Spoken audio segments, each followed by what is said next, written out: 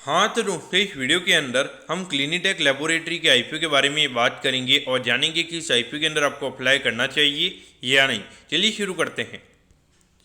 तो देखिए सबसे पहले हम ये जानेंगे कि ये कंपनी क्या काम करती है, क्योंकि जो कंपनी है 1990 में ये कंपनी स्टार्ट हुई, यानी कि ऑलमोस्ट अगर आप देखोगे तो 34 ईयर्स ये कंपनी को स्टार्ट हुए हो चुके हैं। क्योंकि जो कंपनी है ये कंपनी हमें यहाँ पे 8 डायग्नोस्टिक सेंटर्स ये कंपनी के भी हमें यहाँ पे ऑपरेट होते हुए नजर आते हैं। कौन सी एरियाज में, थाने और नवी मुंबई वाले जो आजू बाजू वाले जो एरियाज है उसके अराउंड यहाँ पे कंपनी के हमें करंटली अभी 8 सेंटर्स अभी यहाँ पे नजर आते हैं। और इसके अगर हम देखेंगे तो यहाँ पे करंटली अराउंड 74 एम्प्लॉइज ये कंपनी के अंदर में काम करते हुए नजर आते हैं। और अभी जो करंटली यहाँ पे जो कंपनी का आईपीओ आ रहा है तो इससे यहाँ पे जो कंपनी के जो डायग्नोस्टिक सेंटर्स है इसको यहाँ पे कंपनी और हमें एक्सपांड करती हुई नजर आएगी। तो डेफिनेटली उससे यहाँ पे नंबर ऑफ एम्प्लॉइज भी यहाँ पे कंपनी के हमें बढ़ते हुए नजर आएंगे और उसके कहने कि यहाँ पे जो कंपनी का रेवेन्यू का नंबर होगा वो भी हमें यहाँ पे बढ़ता हुआ नजर आएगा। अब अगर हम यहाँ पे कंपनी के फाइनेंशियल के बारे में अगर हम बात करेंगे तो देखिए 2021 में लगभग 4 करोड़ के लगभग कंपनी का रेवेन्यू का नंबर था, फिर ये नंबर हमें लगभग 6 करोड़ के लगभग यहाँ पे जाता हुआ नजर आया था। अगर हम 2023 में अगर हम देखेंगे तो कोई ज़्यादा हमें ग्रोथ देखने को नहीं मिली थी, लगभग अगर हम देखेंगे 1-2% से कंपनी का रेवेन्यू का नंबर हमें यहाँ पे कम होता हुआ नजर आया था। और अगर हम अभी 6 महीने में अगर हम देखेंगे लगभग 3 करोड़ के लगभग कंपनी का रेवेन्यू का नंबर है। लेकिन अगर हम प्रॉफिटेबिलिटी की बात करेंगे तो हार्डली 6 लाख के लगभग प्रॉफिट का नंबर हमें यहाँ पे नजर आता है। हम यहाँ पे जो पिछले साल का जो कंपनी का प्रॉफिट का नंबर होगा उसके हिसाब से हम यहाँ पे कंपनी के वैल्यूएशन को यहाँ पे निकालने वाली हैं। अब अगर हम यहाँ पे कंपनी के आईपीओ की डिटेल्स के बारे में अगर हम बात करेंगे तो देखिए 25 तारीख को ये आईपीओ में स्टार्ट होता हुआ नजर आएगा और 29 को ये आईपीओ में क्लोज होता हुआ नजर आएगा। यहाँ पे 96 रुपीज़ पर शेयर पे कंपनी में शेयर देती हुई नजर आ रही है। 1200 शेयर्स का हमें यहाँ पे लॉट नजर आता है, यानी कि आई थिंक एक लॉट को अप्लाई करने के लिए 1,15,200 रुपये आपको यहाँ पे लगने वाली है।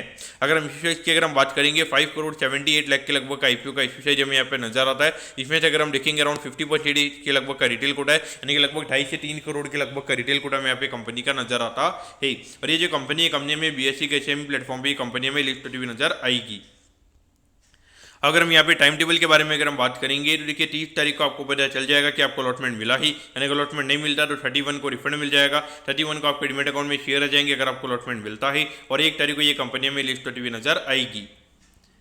अब अगर हम एट दी एंड अगर हम यहाँ पे कंपनी के वैल्यूएशन के पैरामीटर्स की अगर हम बात करेंगे तो देखिए हार्डली 21 करोड़ के मार्केट कैप पे कंपनी का आईपीओ में आता हुआ नजर आ रहा है। लेकिन भले मार्केट कैप यहाँ पे काफ़ी सस्ता है, लेकिन अगर हम पिछले साल की अगर हम कंपनी के अर्निंग के हिसाब से अगर हम बात करेंगे अराउंड 35 टाइम के पी रेशियो पे कंपनी का आईपीओ में आता हुआ नजर आ रहा है। देखिए कहने की अगर हम देखेंगे तो यहाँ पे इतना कुछ एक्स्ट्रा ऑर्डिनरी कंपनी का बिजनेस मॉडल हमें यहाँ पे नजर नहीं आता है। अगर हम देखेंगे करंटली 8 यहाँ पे सेंटर्स हमें यहाँ पे कंपनी के चलते हुए नजर आते हैं और उस पर लगभग 6.5 करोड़ के लगभग का रेवेन्यू कंपनी में करती हुई नजर आ रही है, यानी कि ऑन एन एवरेज यहाँ पे पर स्टोर के रेवेन्यू की अगर हम बात करेंगे तो यहाँ पे लगभग 80-90 लाख के लगभग की कंपनी का रेवेन्यू का नंबर हमें यहाँ पे नजर आता है। यानी कि लगभग यहाँ पे एडिशनल अगर कंपनी को अगर बियॉन्ड पॉइंट यहाँ पे कंपनी को ग्रो करना है तो यहाँ पे डेफिनेटली हर साल लगभग 20-25% से यहाँ पे जो कंपनी के जो डायग्नोस्टिक सेंटर्स वगैरह होंगे वो यहाँ पे कंपनी को एक्सपांड करने पड़ेंगे, तभी हमें ये कंपनी ग्रो करती हुई नजर आएगी। तो पॉइंट से देखा जाए तो एक बार के लिए मेरे ख्याल से ये आईपीओ मुझे ओके यहाँ पे नजर आता है। मुझे लगता है कि यहाँ पे कोई यहाँ पे अच्छा खासा लिस्टिंग इन भी यहाँ पर आपको मिलने वाला है, क्योंकि आपको इतना ज़्यादा कुछ खास हमें यहाँ पे एक्स्ट्राऑर्डिनरी कंपनी का बिजनेस मॉडल नजर नहीं आता है। मेरे हिसाब से